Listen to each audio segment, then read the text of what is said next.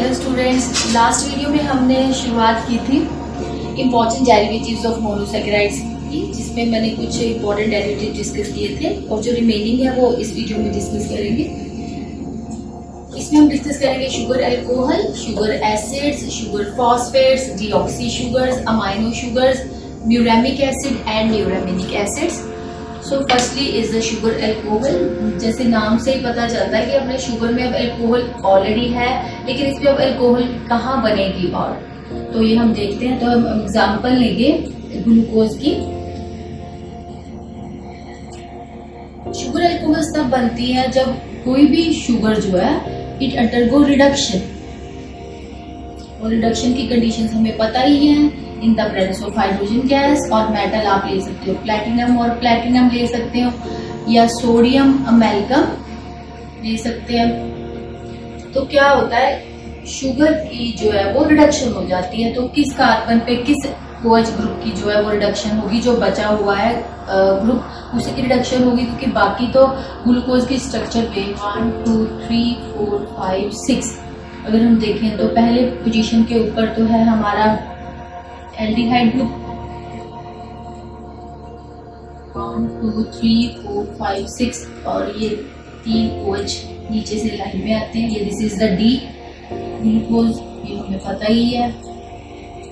और उसके बाद यहाँ पे बैटरी चेंज हो जाती है। This is D glucose. तो जब हम इसकी रिडक्शन करेंगे तो क्या होगा, जो फर्स्ट एनोमेरिक कार्बन है और जो फर्स्ट कार्बन पे जो एल्डिहाइड ग्रुप है उसकी रिडक्शन हो जाएगी, और वो भी क्या है, अल्कोहल बना देगा। और बाकी स्ट्रक्चर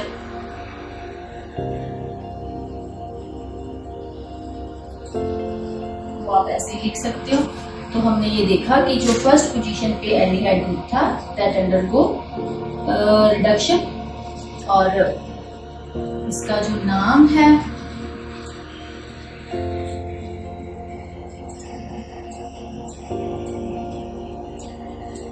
वो हम देख लेते हैं। इसका नाम हो जाएगा ग्लूसीटोल। फर्स्ट पोजीशन की जो एल्डिहाइड ग्रुप थी वो रिड्यूस हो गया। इसी तरीके से और जो इम्पोर्टेंट अल्कोहल्स हैं उनमें से है ग्लिसरॉल। Glycerol is 3 carbon.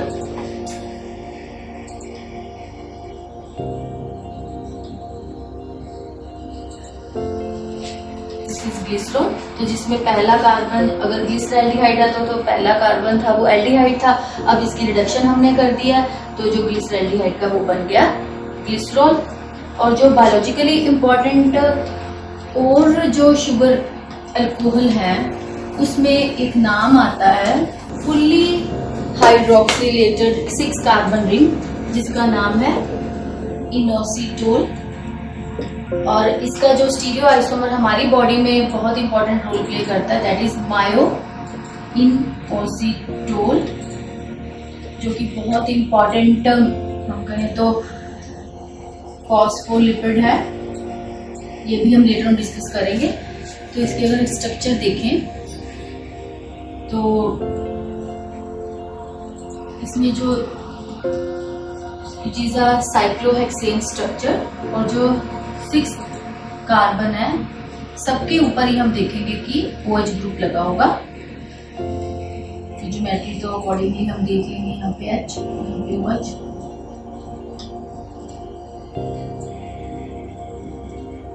तो ये जो है मायोइनोसिटोल की स्ट्रक्चर है, जिसमें कि 6 कार्बन 6 पोजीशन के ऊपर ही OH ग्रुप जो प्रेजेंट होता है, जो कि बहुत इंपॉर्टेंट फॉस्फोलिपिड है।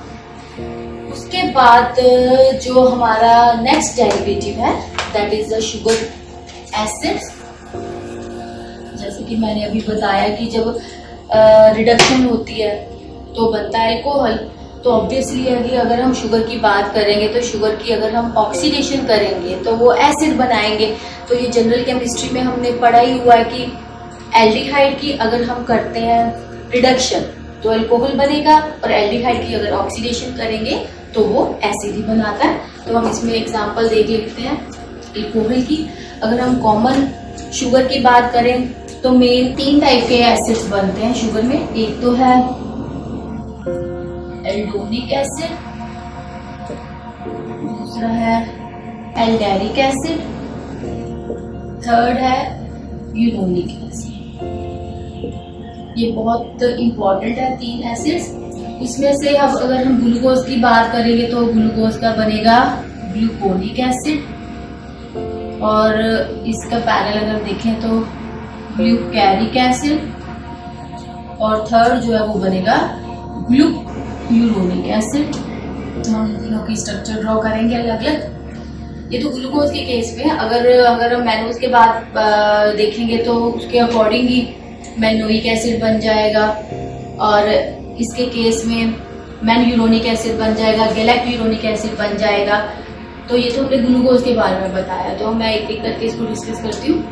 अगर कि स्ट्रॉन्ग ऑक्सीडेशन कंडीशन हमने उसको नहीं प्रोवाइड करी, ग्लूकोज को माइल्ड ऑक्सीडाइजिंग कंडीशंस प्रोवाइड की हैं, तो क्या होता है हम देखते हैं स्ट्रक्चर ड्रॉ करके कि ग्लूकोज में क्या चेंज आती है under mild oxidation condition. Glucose 1, 2, 3, 4, 5 और 6 कार्बन, एल्डिहाइड, बाकी स्ट्रक्चर ड्रॉ कर लेते हैं।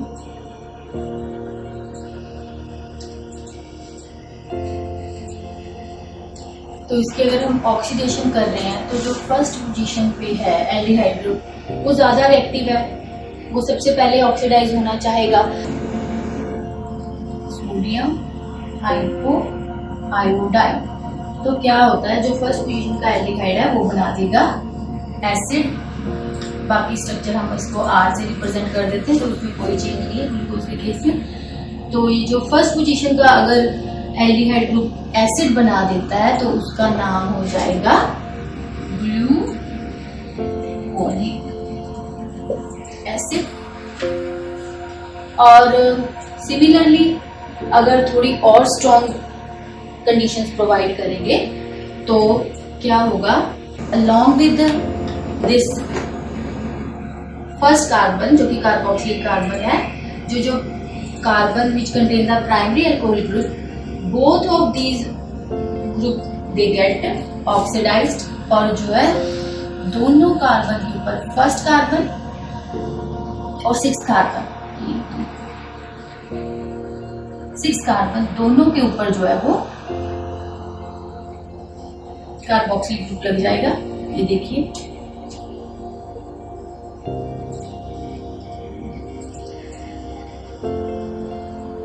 और जो इसका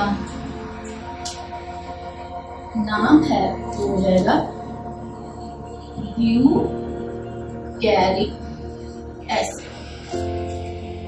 ग्लूकोनिक के केस में जो सिर्फ फर्स्ट कार्बन था जिसमें कि एल्डिहाइड ग्रुप लगा था वो ऑक्सीडाइज होता है, और जो ग्लूकैरिक एसिड है उसमें फर्स्ट एज वेल एज 6 दोनों ऑक्सीडाइज होते हैं। अब हम आगे देखते हैं कि अगर हम, और ये तब पॉसिबल है जब हम इसको स्ट्रॉन्ग ऑक्सीडेशन कंडीशन प्रोवाइड करते हैं, जैसे कि नाइट्रिक एसिड वाली कंडीशंस प्रोवाइड करते हैं। एक लास्ट जो हमारा एसिड रह गया sugar acid, that is the uronic acid. तो ग्लूकोज के केस में हो जाएगा वो ग्लूक्यूरोनिक एसिड। उसमें क्या होगा, फर्स्ट वाला जो एल्डिहाइड में उसमें कोई चेंज नहीं आएगी एल्डिहाइड ग्रुप कंटेनिंग कार्बन में।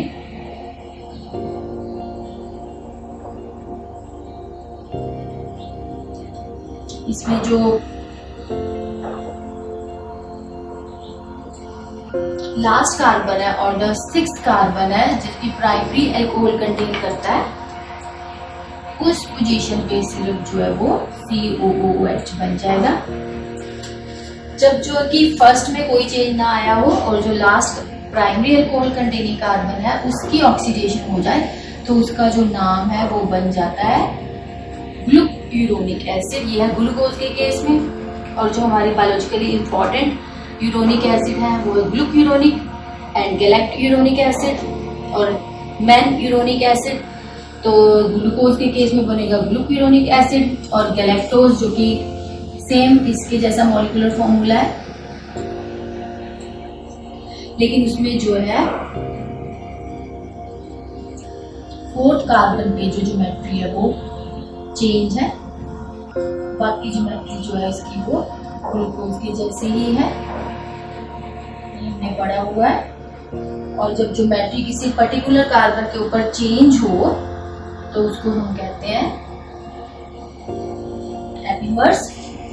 तो ये जो 4th कार्बन पे जो ज्योमेट्री चेंज हो गई और जो 6th पोजीशन पे COH ग्रुप लग गया ड्यू टू ऑक्सीडेशन, इसका नाम हो गया गैलेक्टोनिक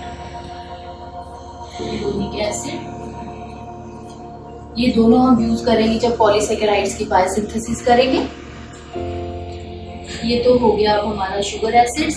और जो नेक्स्ट है वो है शुगर फॉस्फेट्स। स्टूडेंट्स, यहाँ पे मैंने सिर्फ इम्पॉर्टेंट डेरिवेटिव्स डिस्कस कर रही हूँ जो कि हमें आगे चल के जरूरत पड़ेगी, जो कि बायोलॉजिकली इम्पॉर्टेंट है। इसके अलावा भी बहुत सारे हैं जो डेरिवेटिव अवेलेबल हैं, जो होते हैं। तो अब नेक्स्ट है हमारा शुगर फॉस्फेट्स। तो ये तो बहुत इम्पॉर्टेंट है क्योंकि कार्बोहाइड्रेट मेटाबॉलिज्म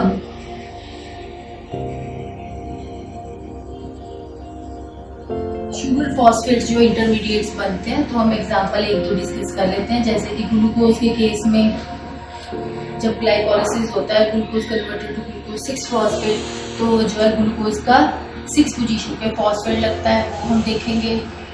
या ग्लूकोज का 1 फॉस्फेट भी बन सकता है, वो भी हम देखेंगे।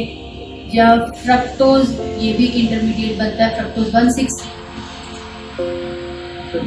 फॉस्फेट।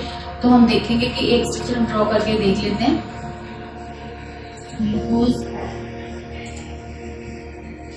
अगर फर्स्ट पोजीशन पे देखें तो यहाँ पे PO3H2 फॉस्फोरिक एसिड लग गया फर्स्ट पोजीशन पे। बाकी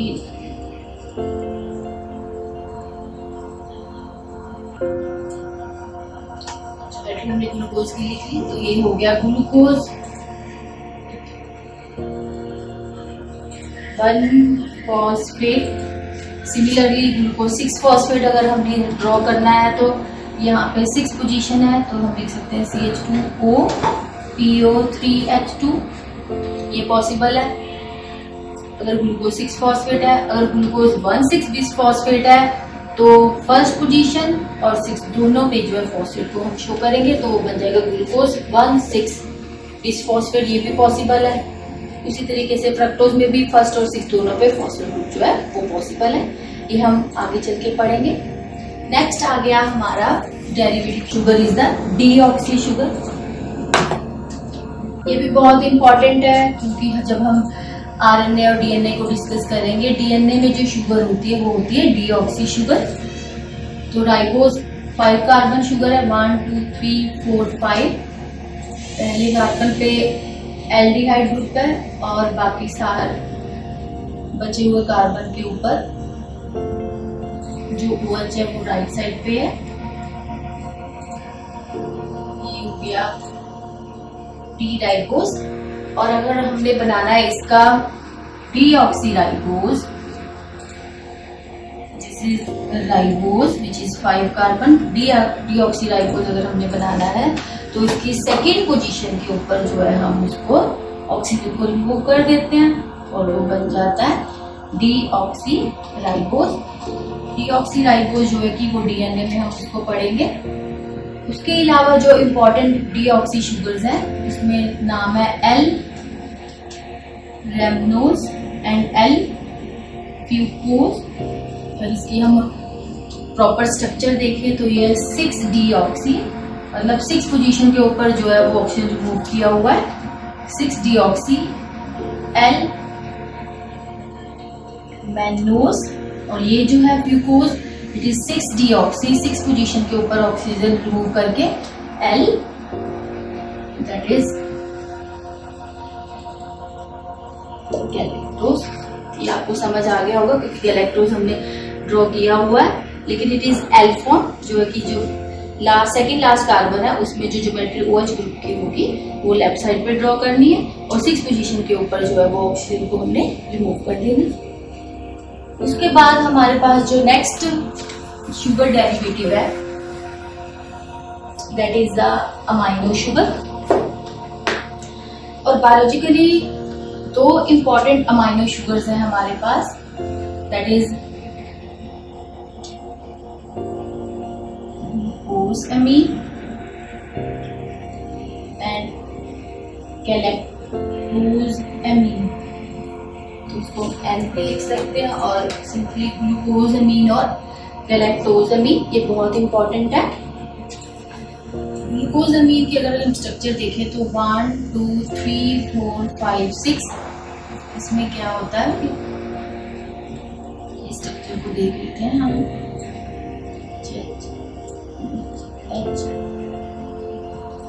जो सेकंड पोजीशन के ऊपर होता है OH ग्रुप, वो रिप्लेस होके NH जो है वो 2 लग जाता है, दैट इज ग्लूकोसअमीन।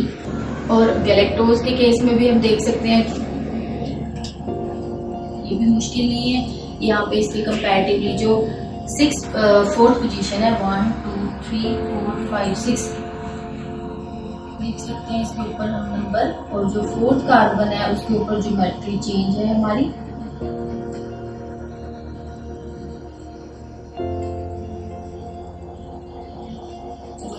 चेंज कर देंगे इसकी पोजीशन कंपैरेटिवली। बाकी सेम इसमें भी जो सेकंड पोजीशन के ऊपर है OH को रिमूव करके रिप्लेस करके हमें अमाइनो ग्रुप लगाना है। तो ये हो जाता है गैलेक्टोसअमीन। ग्लूकोसअमीन जो हमने ड्रॉ किया है, ये जो पॉलीमर की फॉर्म में एग्जिस्ट करता है, जब ये पॉलीसेकेराइड बनाता है तो ये बनाता है chitin, which is the exoskeleton layer of the insects। ये भी हम बाद में डिस्कस करेंगे, फिलहाल इतना है कि ये कि एक स्ट्रक्चर पॉलीसेकेराइड बनाता है काइटिन। और जो गैलेक्टोसअमीन है ये हमारी बॉडी में जो है कॉन्ड्रोइटिन सल्फेट, जो कि एक ग्लाइकोसअमीन ग्लाइकन्स है, वो बनाता है। उसके बाद जो लास्ट डेरिवेटिव है हमारे शुगर का, वो है म्यूरेमिक एसिड एंड न्यूरामिनिक एसिड। ये भी बहुत इंपॉर्टेंट है। ये दोनों जो हैं बैक्टीरियल सेल वॉल बनाते हैं, और ये दोनों ही हैं जो 9 कार्बन शुगर है। Both of these are 9 carbon sugar. और मोस्टली क्या होता है कि 9 कार्बन के साथ म्यूरेमिक एसिड या न्यूरामिनिक एसिड है, दोनों में एडिशनल 3 कार्बन और लगे होते हैं, वो हम ड्रॉ करके डिस्कस करते हैं। फर्स्टली हम ड्रॉ करते हैं म्यूरेमिक एसिड। तो इसमें क्या होता है,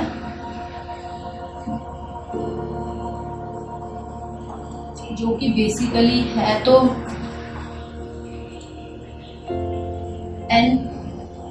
N-एसिटाइल ग्लूकोसअमीन। पहले हम ग्लूकोसअमीन ड्रॉ करते हैं, फिर हमने इनको 9 कार्बन शो करना है। ये हो गया यहाँ पे H और OH। और सेकंड पोजीशन पे ये मैंने रिंग स्ट्रक्चर ड्रॉ करी है, यहाँ पे NH जो अमीन ग्रुप है, NH2 मैंने पीछे ड्रॉ की थी अभी डायग्राम। बाकी यहाँ पे ये हो गया। बेसिकली ये जो म्यूरेमिक एसिड है वो होता है N ग्लूकोसअमीन, और जो N है उसके साथ जो है एसिटाइल ग्रुप भी लगा होता है, तो NH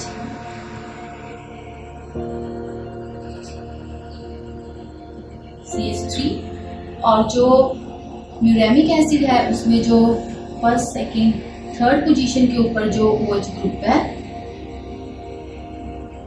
वो रिप्लेस हुआ होता है that of with lactic acid.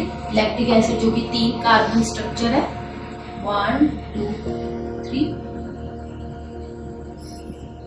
यहाँ पे OH H, ये हो गया हमारा लैक्टिक एसिड। तो ये लैक्टिक एसिड जो है वो यहाँ पे थर्ड पोजीशन के ऊपर इस कार्बन के थ्रू जुड़ा होता है।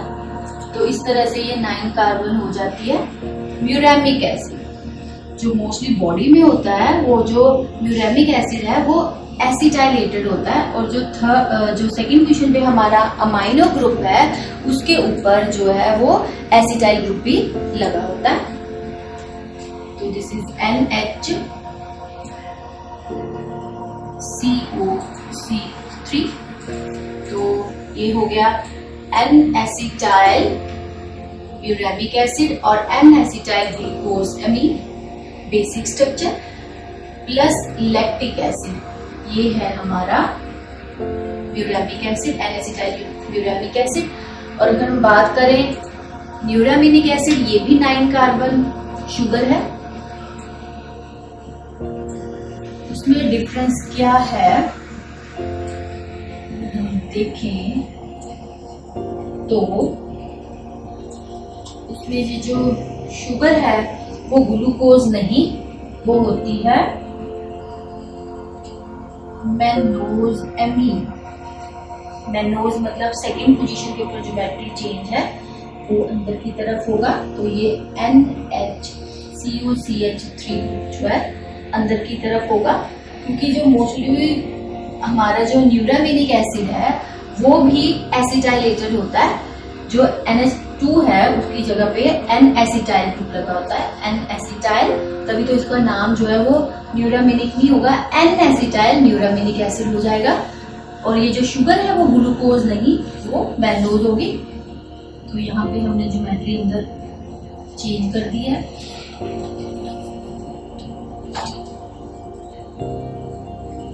ऐसे हो गया, पर अभी भी ये 6 कार्बन ही है। अगर यहाँ पे सिर्फ अमाइनो ग्रुप लगा हो तो जो 3 कार्बन और बढ़ने हैं वो जो है लैक्टिक एसिड नहीं होता। इसमें जो 3 कार्बन शुगर होती है, तो 3 कार्बन स्ट्रक्चर होती है, वो जो यहाँ पे जुड़ी होती है वो होती है पायरुविक एसिड। इस चीज का हमें ध्यान रखना है। और ये जो अमाइनो ग्रुप है वो एसिटाइलेटेड होता है। तो ये जो हो गया N-एसिटाइल मैनोजएमीन प्लस पायरुविक एसिड, वो बनाता है N-एसिटाइल न्यूरामिनिक एसिड। और अगर अकेला न्यूरामिनिक एसिड की बात करें तो उसमें ये जो एसिटाइल ग्रुप नहीं है, तभी तो ये 9 कार्बन होंगे। अगर हम काउंट करें तो 1 2 3 4 5 6 कार्बन ये हो गए, और ये अभी एसिटाइल ग्रुप नहीं लगा तो 3 कार्बन इसके हो गए, तो टोटल हो गए 9 कार्बन। तो वो हो जाएगा न्यूरामिनिक एसिड। सिमिलरली म्यूरामिनिक एसिड जो है वो 9 कार्बन शुगर है, 1 2 3 4 5 6, और 3 जो कार्बन है वो लैक्टिक एसिड के हो गए। लेकिन अगर हम बात करते हैं N-एसिटाइल म्यूरामिक एसिड और N-एसिटाइल न्यूरामिनिक एसिड की, तो उसमें जो है वो अमाइनो ग्रुप है वो एसिटाइलेटेड होगा, और बॉडी में मोस्टली ये एसाइलेटेड ही होते हैं। ह्यूमन बॉडी में बहुत इंपॉर्टेंट एक चीज है कि ये जो हमारे एसाइलेटेड न्यूरामिनिक एसिड है उसका नाम जो है इन ह्यूमन उसको बोलते हैं साइलिक एसिड। बहुत इंपॉर्टेंट है, जो कि गैंग्लियोसाइड्स बनाते हैं। ये भी हम आगे चल के डिस्कस करेंगे। और एक इम्पॉर्टेंट बात मैं यहाँ पे बताना चाहती हूँ, क्योंकि जब हमने डिस्कस की थी कि जो शुगर्स हैं दे अंडरगो ऑक्सीडेशन, मतलब वो खुद ऑक्सीडाइज हो जाती हैं, क्योंकि उनका जो फर्स्ट कार्बन है वो बहुत रिएक्टिव है, एल्डिहाइड है, वो इजीली ऑक्सीडाइज हो जाता है अंडर माइल्ड ऑक्सीडेशन कंडीशन और स्ट्रॉन्ग ऑक्सीडेशन कंडीशन, और वो एसिड बनाता है। इसलिए जो शुगर्स हैं, जो मोनोसैकेराइड्स हैं, जिनमें ये टेंडेंसी है कि वो डिफरेंट ऑक्सीडाइजिंग एजेंट्स जैसे कि कॉपर हो गया या सिल्वर हो गया या फेरिसाइनाइड हो गया, उनको ये रिड्यूस करके खुद ऑक्सीडाइज हो जाती है। वो शुगर्स जो खुद रिड्यूस हो जाती है, ऑक्सीडाइज हो जाती हैं, जहाँ पे COH ग्रुप हो जाता है, और इनको जो है डिफरेंट ऑक्सीडाइजिंग एजेंट्स को वो रिड्यूस कर देती हैं, तो इन शुगर्स को हम रिड्यूसिंग शुगर्स भी बोलते हैं। तो ये बार बार मैं आपको याद भी दिलाती रहूंगी कि what are reducing sugars. Reducing sugars are the sugars which themselves get oxidised, जिनमें OOH ग्रुप आ जाता है और वो जो डिफरेंट ऑक्सीडाइजिंग एजेंट्स है उनको वो खुद रिड्यूस करती हैं और खुद आप जो है वो ऑक्सीडाइज हो जाती हैं, तो उनको हम बोलते हैं रिड्यूसिंग शुगर्स। तो स्टूडेंट्स आज के लिए इतना ही। होपफुली आपको समझ आ गया होगा। अगर ये आपको अभी भी क्लियर नहीं हुआ तो आप ये वीडियो एक बार दोबारा देख लो और अपने फ्रेंड्स के साथ इसको पक्का शेयर करो और चैनल को सब्सक्राइब करो। Thanks for watching.